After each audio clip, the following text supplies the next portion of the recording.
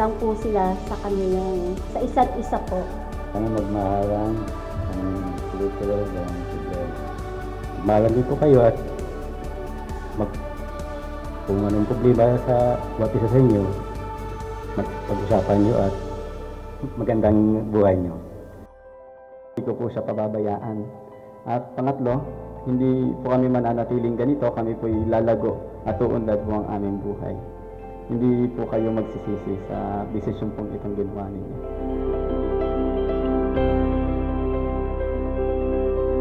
Mahalin ko rin po siya. Siya lang. Pagkatapos, magiging mabuti akong asawa, nanay sa magiging anak namin. Siyempre, katulad din ng sinabi niya nung huli, na pag-uusapan din namin ito.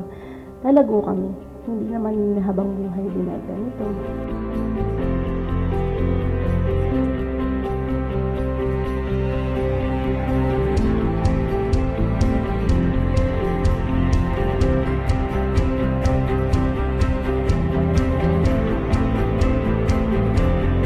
Mahal ko, tanggapin mo Ang ang singsing na ito, singsing na ito, tanda tanda ng aking pag-ibig ng aking pag-ibig at katapatan sa iyo. at katapatan sa iyo. Pangako, Hindi kita iiwan, hindi kita iiwan, hindi kita pagtataksilan. hindi kita pagtataksilan.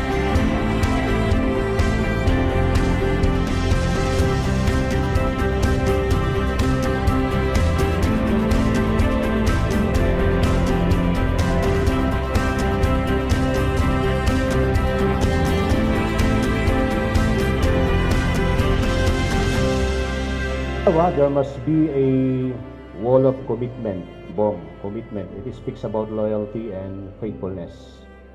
Ibig sabihin yan, Bong, si Joy lamang ang pinakamagandang babae sa mata mo sa balat ng lupa. Wala nang ibang maganda. Joy, si Bong lamang ang pinaka-macho, guwapo, handsome for your eyes on. Commitment, it speaks about lifetime partnership.